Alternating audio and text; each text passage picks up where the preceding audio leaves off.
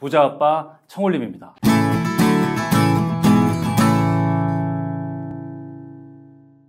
여러분 안녕하세요. 청울림입니다. 오늘 여러분과 좋은 책 리뷰하는 시간 갖도록 하겠습니다. 오늘 가지고 온 책은 이 책입니다. 여러분도 많이 좋아하시는 박웅현 작가님의 8단어. 1판 1쇄가 2013년으로 나왔습니다. 벌써 8년이 지난 책이고, 저도 예전에 이 책 처음 나왔을 때 이 책을 읽고 느꼈던 그 감흥을 아직까지 잊지 못합니다. 네.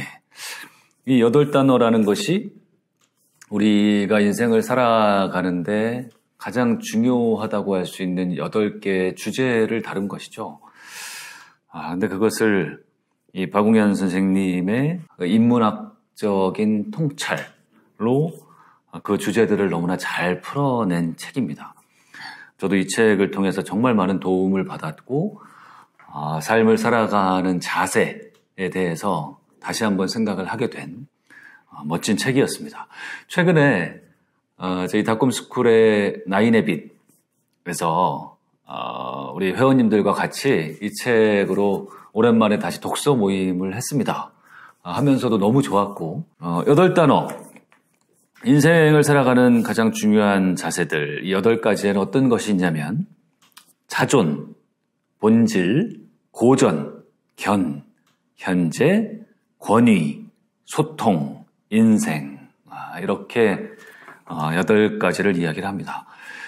이번 제 리뷰에서는 이 8가지 주제 중에 3가지를 다루겠습니다.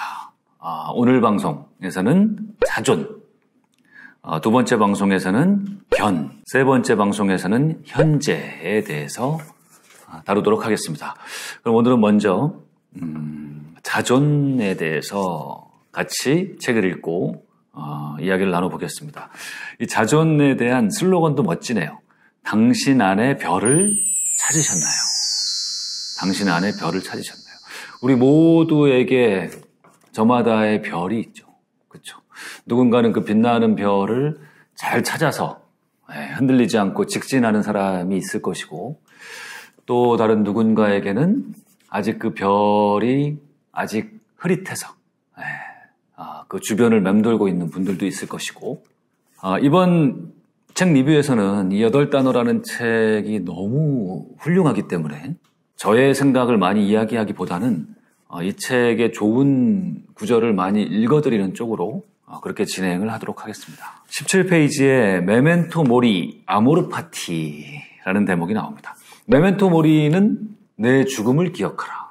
아모르 파티는 너의 운명을 사랑하라. 제가 사랑했던 철학자 니체가 아주 많이 썼던 말이죠. 메멘토 모리 아모르 파티.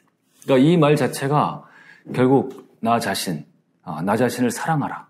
그리고 우리 모두는 단명하는 존재이니 언젠가는 죽을 것이니 지금 이 순간을 사랑하며 아름다운 생을 살아가라라는 뜻이죠. 메멘토 모리 아모르 파티에 입각해서 나의 기준점은 어디에 있는가라는 대목이 나옵니다. 한번 읽어보겠습니다.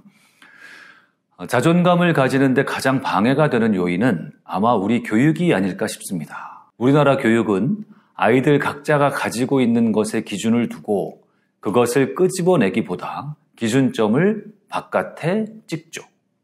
명문 중학교, 특목고, 좋은 대학, 좋은 직장, 엄친아, 엄친 딸을 따라가는 게 우리 교육입니다. 다시 말해 판단의 기준점이 나가 아니라 엄마 친구의 아들과 딸이란 말입니다. 이렇게 교육받은 우리는 다름을 두려워해요. 기준점이 되는 누군가와 다른 내 모습을 상상하지 못합니다. 다 같이 몰려가는 대열에 합류하지 못하면 불안해합니다. 저마다 생김새도 다르고 위치도 다르고 삶의 지향점도 다른데 똑같이 살아야 마음이 편해요. 다른 사람은 어떻게 사는지, 나도 저 사람과 발맞추고 있는지 끊임없이 눈치를 보고 뒤돌아봅니다. 말 그대로 각자의 인생인데 뚜벅뚜벅 내 길을 걸어가야 하는데 그게 용납되지 않아요. 그렇게 교육을 받아온 겁니다. 생각해 보세요. 우리는 나의 자존을 찾는 것보다는 바깥의 눈치를 보는 것이 습관이 되어 있지는 않은지. 참 우리나라 어른과 아이들을 막론하고 우리나라 사람들에게 굉장히 통렬한 그런 말입니다. 그러니까 우리나라만큼 이 집단주의 문화가 이렇게 커져 있는 곳이 없죠. 세상을 살아가는데 가장 좋은 거는 우리 개개인이 다 개개인의 특성, 다름을 인정하고 이 건강한 개인주의가 잘 정착된 그런 문화가 살아가기 가장 좋다고 생각합니다.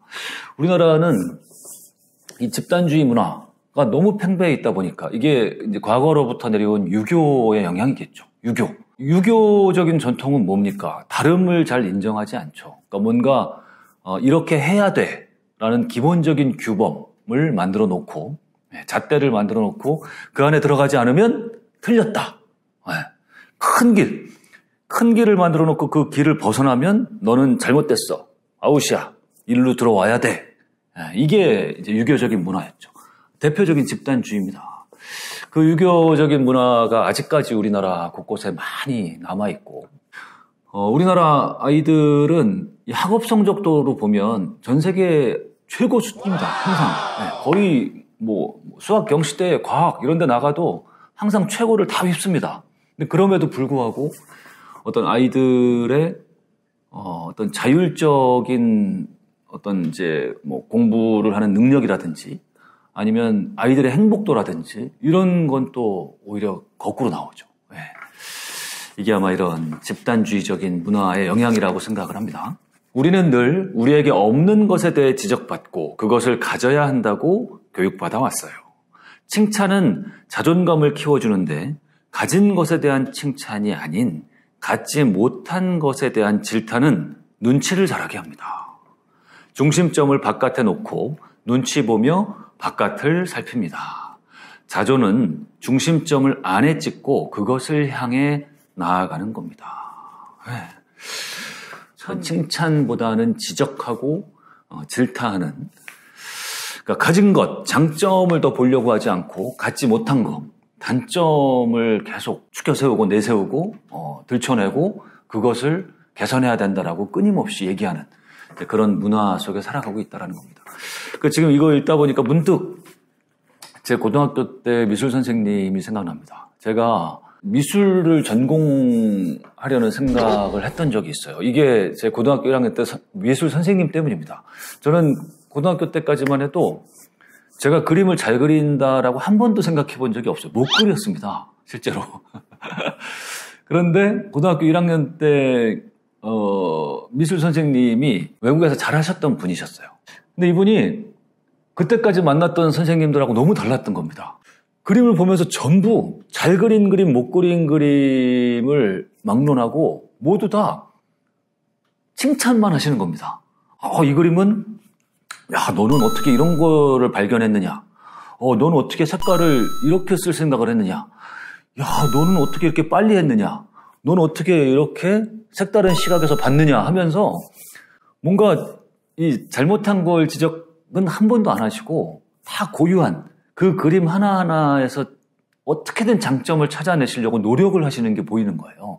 그러면서 저한테는 처음에 하신 말씀이 제가 꽃을 그렸는데 그걸 보고 너 혹시 그림을 어려서부터 그렸냐고. 저는 그러지 않았는데 너는 미대를 가라고. 이 정도 실력이면은 너는 미대 가도 충분히 대성할 수 있다라고 얘기를 하시는 겁니다. 저는 태어나서 그런 칭찬을 처음 받아봤거든요. 그래서 뭐지? 내가 그림에 소질이 있나?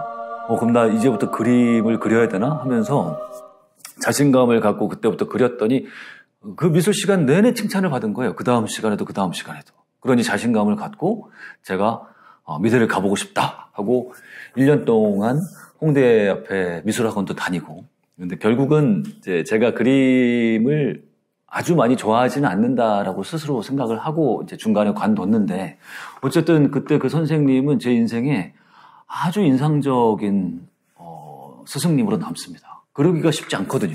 사실 우리는 대부분 다, 우리 선생님들도 마찬가지고 우리 부모님도 마찬가지고 우리 주변의 분들이 그렇게 하시는 분들이 없잖아요.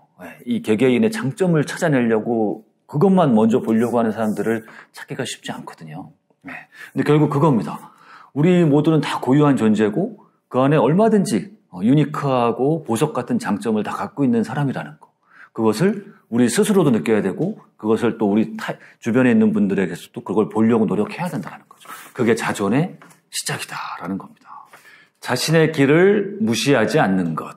바로 이게 인생입니다. 그리고 모든 인생마다 기회는 달라요. 왜냐하면 내가 어디에 태어날지 어떤 환경에서 자랄지 아무도 모르잖아요. 각기 다른 자신의 인생이 있어요. 그러니 기회도 다르겠죠. 그러니까 아모르 파티, 자기 인생을 사랑해야 하는 겁니다. 인생에 정석과 같은 교과서는 없습니다. 열심히 살다 보면 인생의 어떤 점들이 뿌려질 것이고 의미 없어 보이던 그 점들이 어느 순간 연결돼서 별이 되는 거예요. 정해진 빛을 따르려 하지 마세요. 우리에겐 오직 각자의 점과 각자의 별이 있을 뿐입니다. 그러니 내가 하고 싶은 걸 해야 합니다. 그래야 답이 나오죠. 나는 관심도 없고 잘하지도 못하는데 남들이 다 하니까 기준점을 그쪽에 찍어놓고 산다면 절대로 답이 나오지 않을 겁니다.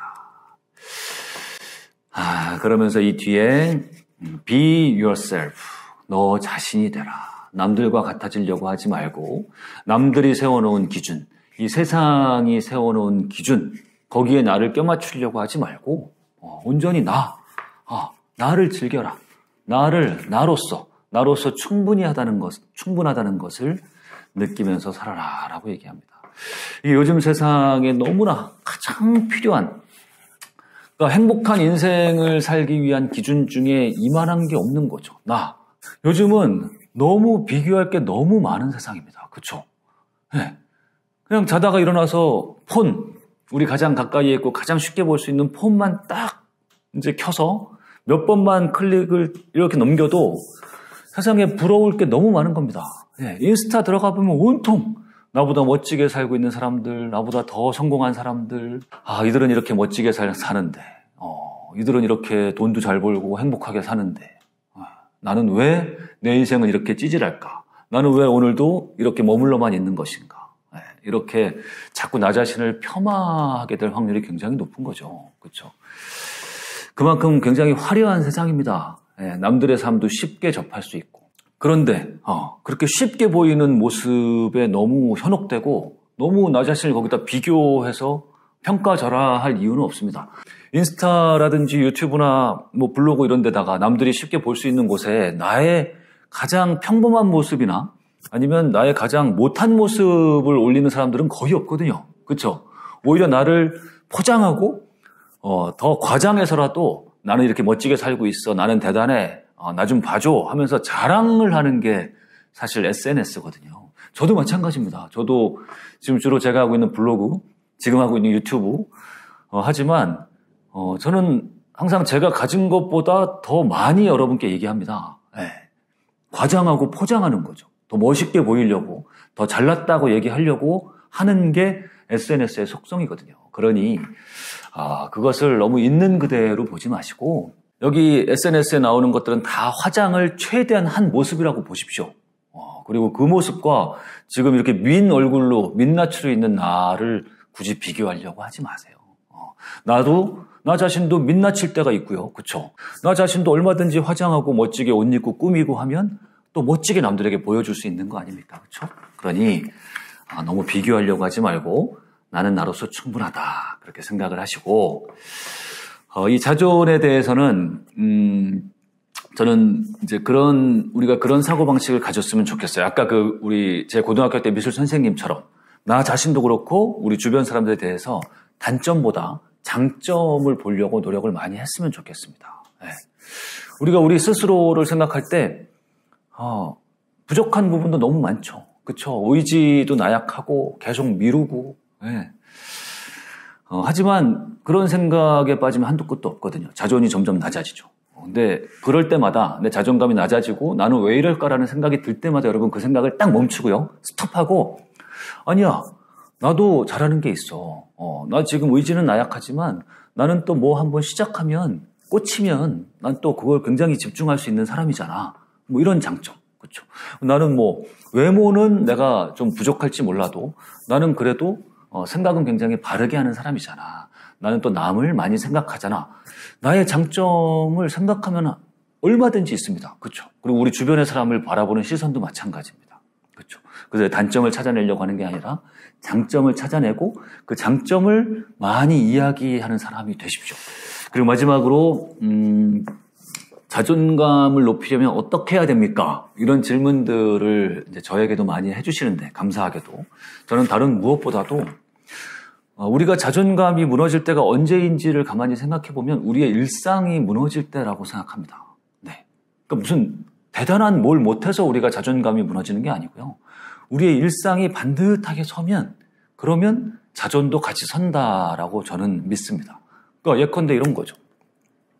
아침에 그러니까 저녁에 자는 시간 일찍 자고 일찍 일어나는 것만 해도 웬만한 자존은 섭니다. 근데 자존감이 무너질 때 보면 밤 늦게까지 별 대단한 걸 하지 않으면서 늦게 잠들고요. 그러니까 하루 종일 밤 늦게까지 폰만 보다가 남들이 잘 사는 모습만 보다가 그러니 잠자리에 들면서도 자존이 무너지는 거죠. 남과 비교하면서. 아침에 늦지막히 일어납니다. 늦지막히 일어나서 허둥지둥 출근하고 일하러 갈 곳이 없는 분들은 11시, 12시 해가 중천에 떴을 때 일어나서 눈 비비고 그러다 보니 자꾸 자신에 대한 실망이 계속 쌓여가는 거죠. 켜켜이. 그러니까 그러지 말고 자는 시간, 일어나는 시간만 어느 정도 일정하고 평균에 가깝게만 해도 웬만한 자존은 선다. 그리고 뭐 대단한 거 말고요. 우리 일상에서 반드시 꼭 지켜야 될 것들. 아침에 일어나서 그냥 이부자리 개는 정도. 그리고 잠옷을 입고 계속 하루 종일 있지 말고요. 집에 있다고. 일어나면 세수하고 단정하게 옷 갈아입고 그리고 무엇보다 중요한 거 씻는 겁니다. 씻지 않을 때 내 몸을 돌보지 않을 때 내 자존이 가장 낮아지거든요. 그러니까 샤워하고 이 정도만 잘 지켜도요. 자는 시간, 일어나는 시간 규칙적으로 하고 일어나서 이부자리 정돈하고 옷 입고 내 몸을 잘 정갈하게 씻고 이것만 제대로 지켜줘도 우리가 기본적으로 가져야 될 내 자신에 대한 자존은 세울 수 있다. 이것부터 우리 자존심을 세우자라고 이야기를 드리고 싶습니다. 여러분 너무 다른 사람과 비교하려고 하지 말고요. 우리는 우리 자신으로서 충분하니까 여러분도 많은 장점을 갖고 있는 그런 존재니까요. 저도 마찬가지입니다. 우리 자신을 사랑하면서 오늘 하루도 아름답게 이 세상을 즐겨보도록 합시다. 감사합니다.